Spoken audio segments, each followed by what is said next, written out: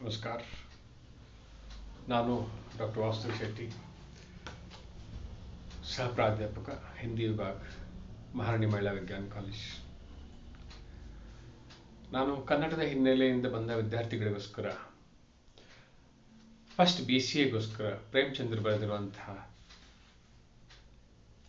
ಸ್ತ್ರೀ ಔರ್ ಪುರುಷ್ ಕಥೆಯ ಬಗ್ಗೆ ವಿವರಣೆ ನೀಡುತ್ತೇನೆ.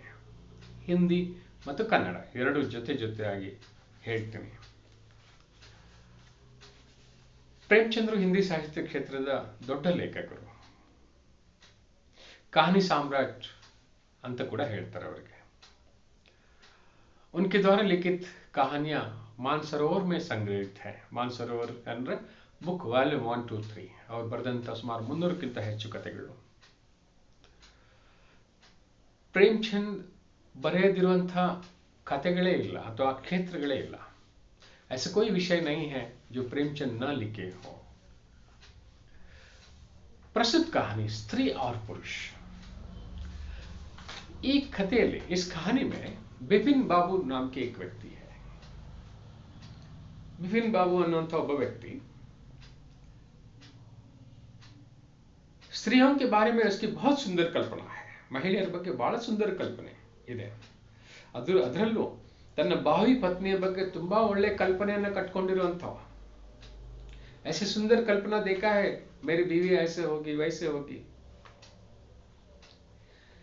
ये बिपिन बाबू कॉलेज में पढ़ता था. अब एग्जाम हो चुकी है, ಪರೀಕ್ಷೆ ಮುಗಿದಿದೆ. ಕಾಲೇಜಲ್ಲಿ ಓದುತ್ತಿರುವ ಈ ಬಿಪಿನ್ ಬಾಬುಗೆ ಮನೆಯಲ್ಲಿ ಮದುವೆ ತಯಾರಿ ನಡೆದಿದೆ. घर में शादी की तैयारी चल रही है. इसके मामा, ಇವರ ಮಾಮ ಹುಡುಗಿಯನ್ನು ನೋಡ್ತಾರೆ. ಬಿಪಿನ್ ಬಾಬು ಬಹಳ ಹಠ ಮಾಡ್ತಾನೆ, ನಾನೇ ನೋಡ್ಬೇಕು ಅಂತ. ಆದ್ರೆ ಆವತ್ತಿನ ದಿನದಲ್ಲಿ ಹಿರಿಯರ ಮಾತನ್ನು ಮೀರಿ ಯಾರು ಹೋಗ್ತಿರ್ಲಿಲ್ಲ. ಮಾಮ ಹೇಳ್ತಾನೆ, ಆ ಹುಡುಗಿ ನಾನು ನೋಡಿದ್ದೇನೆ, ಬಹಳ ಚೆನ್ನಾಗಿದ್ದಾಳೆ.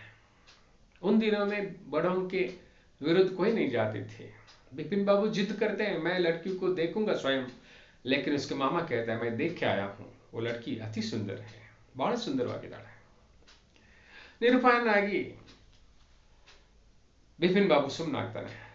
ಮದುವೆ ಬಹಳ ವಿಜೃಂಭಣೆಯಿಂದ ನಡೀತೆ. ಧೂಮ್ ಧಾಮ್ से शादी होती है. ಅವರ ಆಭರಣ ಮತ್ತು ಅಲಂಕಾರದಿಂದಾಗಿ ಆ ಮುಖ ನೋಡ್ಲಿಕ್ಕಾಗಲ್ಲ. ವಧು ತನ್ನ ಹೆಂಡತಿಯ ತನ್ನ ಪತ್ನಿಯ ಮುಖ ನೋಡಕ್ಕಾಗಲ್ಲ. ಆದ್ರೆ ಬರೀ ಕೈಗಳು, ಕಾಲು ಬೆರಳುಗಳು ಕಾಣುತ್ತೆ. अलंकारों के पीछे रही हुई बीवी को देख नहीं पाता, केवल उसके हाथ पैर की उंगली दिखाई देता है और उंगलियों से समझ लेता है, ಬೆರಳುಗಳಿಂದ ಅನ್ಸುತ್ತೆ ಹೆಂಡತಿ ಬಹಳ ಚೆನ್ನಾಗಿದ್ದಾಳೆ ಅಂತ. शादी के समारोह सब रस्म सब पूरी हो जाती है. ಮದುವೆ ಎಲ್ಲ ಕಾರ್ಯಕ್ರಮ ಮುಗಿಯುತ್ತೆ. ಮರುದಿನ ಬೀಳ್ಕೊಡುಗೆ ಸಮಾರಂಭ. ಬೀಳ್ಕೊಟ್ಟು ಹೊರಡ್ತಾರೆ. पालकी में बिठा के लेके चलते हैं. ಕಹಾರ್ ಅಂದ್ರೆ ನೀರು ಹೊರೆಯುವ ನೌಕರರು ಇವರ ಪಾಲ್ಕಿಯನ್ನು ತಗೊಂಡು ಹೋಗ್ತಾರೆ. जब वो थोड़ा आराम करना चाहते हैं, ಸ್ವಲ್ಪ ಸುಸ್ತಾದಾಗ ಎಲ್ಲೋ ಒಂದ್ ಕಡೆ ನಿಂತ್ಕೋತಾರೆ. ಆವಾಗ ಪಾಲ್ಕಿಯ ಕರ್ಟನ್ ಸರಿಸಿ, ಪರದೆಯನ್ನು ಸರಿಸಿ बिपिन बाबू ಹೆಂಡತಿ ಆಚೆ ನೋಡ್ತಾಳೆ, ವಧು. बिपिन बाबू 2 दिन से यानी काफी बेसब्र से इंतजार कर रहा था.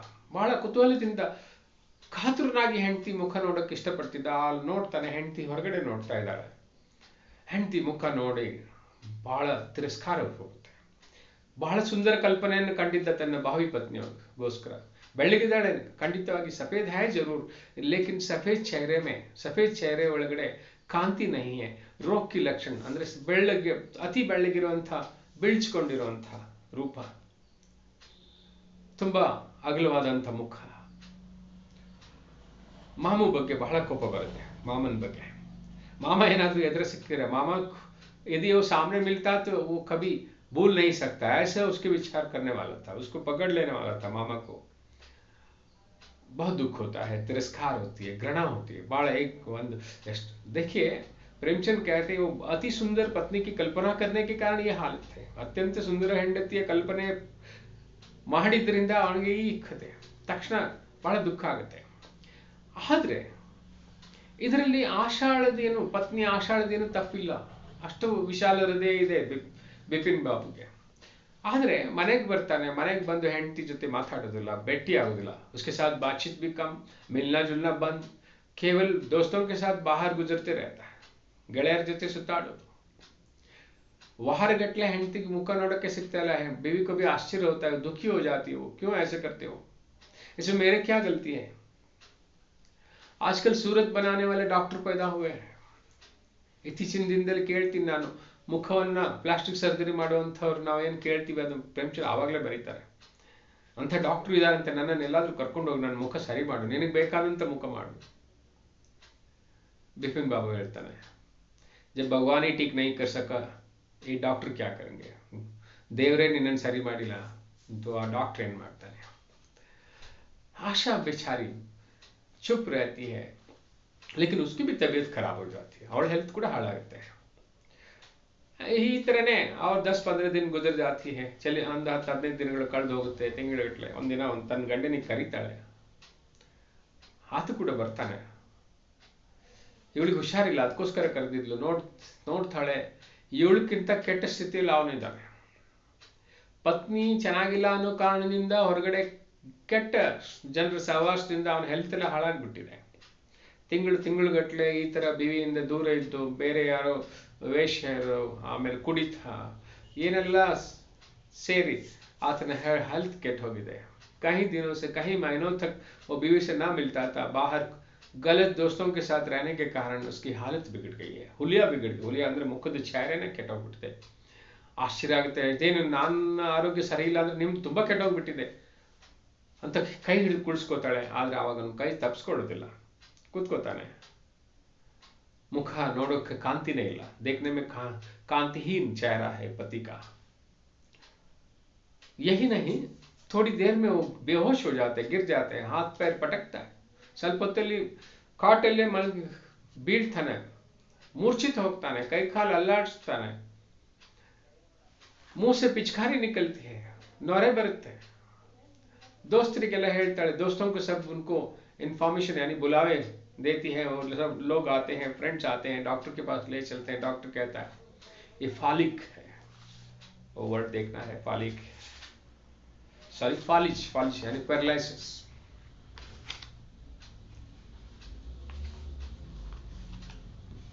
आशा देखिए, ಈತನ ಕೆಟ್ಟ ವ್ಯವಹಾರದಿಂದಾಗಿ ಆಶಾ ಬೇಕಿದ್ರೆ ಅವನ ಜೊತೆನೇ ದುರ್ವ್ಯವಹಾರ ಮಾಡಬಹುದು. ಆದ್ರೆ ಆಶಾ ಬಹಳ ಒಳ್ಳೆ ಮಹಿಳೆ, अच्छी लड़की है. वो दिन रात पति की सेवा करती है. ಕೆಲವೇ ದಿನಗಳಲ್ಲಿ ತುಂಬಾ ಸರಿ ಆಗಲಿಲ್ಲ ಆದ್ರೂ ಬಿಪಿನ್ ಬಾಬು ಓಡಾಡುವಷ್ಟು ಸರಿ ಆಗ್ತಾನೆ. चलने फिरने लायक ठीक हो जाता है, लेकिन पूरा नहीं. पैरालिसिस होने से आप जानते हैं 100% ठीक होना बहुत मुश्किल है. बातें करना तो बहुत मुश्किल है, मुंह से आवाज गुरगुर पता नहीं टिकते से स्पष्ट रूप से बाहर कुछ बोल नहीं पाता था. आशा भगवान के सामने मनौती रखती है. ದೇವರ ಮುಂದೆ ಏನೆಲ್ಲ ಪ್ರಾರ್ಥನೆ ಮಾಡ್ತಾಳೆ, ವ್ರತ ಮಾಡ್ತಾಳೆ. ಅದಕ್ಕೋಸ್ಕರ ಒಂದು ವ್ರತ ಇಟ್ಕೊಂಡು ಸ್ವಲ್ಪ ಗಂಡಟ್ ಸರಿಯಾದಾಗ ಅದನ್ನ ಆರಾಧನೆ ಮಾಡ್ತಾಳೆ. ತನ್ನ ಸ್ನೇಹಿತರನ್ನ ಕರೀತಾಳೆ, ಸ್ನೇಹಿತರೆಲ್ಲ ಬರ್ತಾರೆ. ಇಲ್ಲಿ बिपिन बाबू के भी दोस्त आते हैं अपने कमरे में. ಇವರು ಕೋಣೆಯಲ್ಲಿ ಇವ್ನ ಹಳೆ ದೋಸ್ತರೆಲ್ಲ ಬಂದಿರ್ತಾರೆ. ಬಹಳಷ್ಟು ಮಹಿಳೆಯರ ಮಧ್ಯದಲ್ಲಿ ನೀನು ಯಾರು ನಿನ್ಗೆ ಚೆನ್ನಾಗಿ ಕಾಣ್ತಾರೆ ಅಂತ ಕೇಳ್ತಾರೆ. ಅದು ಸರಿಯಾದ ಅಲ್ಲ ಅದು ವ್ಯವಹಾರ. इन महिलाओं में कौन सबसे सुंदर कौन है, क्योंकि बिपिन बाबू हमेशा सुंदर महिला की कल्पना करने वाला था. ಸುಂದರ ಮಹಿಳೆಯರ ಬಗ್ಗೆ ಕಲ್ಪನೆ ಮಾಡಿರುವಂತವನು. ಇವತ್ತು ನಿನ್ಗೆ ಯಾರು ಚೆನ್ನಾಗಿ ಕಾಣ್ತಾರೆ, ಬಿಪಿನ್ ಬಾಬು ಹೇಳ್ತಾನೆ ನನ್ನ ಹೆಂಡತಿನೇ ಚೆನ್ನಾಗಿ ಕಾಣ್ತಾಳೆ. ಅಲ್ಲಿ ಆಶಾಳ ಸ್ನೇಹಿತರು ಕೂಡ ಹೇಳ್ತಾರೆ, ನಿನ್ ಗಂಡ ಈಗ ನೋಡಕ್ ಸರಿ ಇಲ್ಲ, ಬಲೂನ್ ಎಳೆದು ಬಿಟ್ರೆ ಹೆಂಗಿದೆ ಅಂತ ಅಡ್ಡ ಮುಖ, ಒಂದು ಭಾಗವೇ ಕೆಟ್ಟೋಗ್ಬಿಟ್ಟಿದೆ, ನೋಡಕ್ಕೆ ಆಗ್ತಾ ಇಲ್ಲ. ಆದ್ರೆ ಏನ್ ಮಾಡೋದು, ಈಗ ಅವ್ರ ಮನಸ್ಸು ನನಗೆ ಸಿಕ್ಕಿದೆ. मैं क्या करूं, अब उनके दिल ठीक हो गया है. पहले वो मुझसे नाराज करते थे, तिरस्कार करते थे, अब नहीं. वो पहले वो मुझसे दूर रहते थे, अब मानसिक रूप से वो मिले हैं.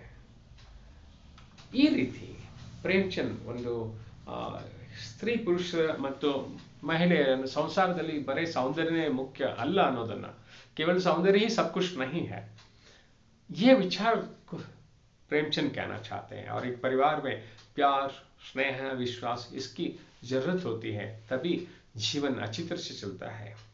ಜೀವನ ಸರಿಯಾಗಿ ನಡೀಲಿಕ್ಕೆ ಸ್ನೇಹ, ವಿಶ್ವಾಸ, ಪ್ರೀತಿ ಇದೇ ಮುಖ್ಯ ಅಂತ ಹೇಳ್ತಾರೆ.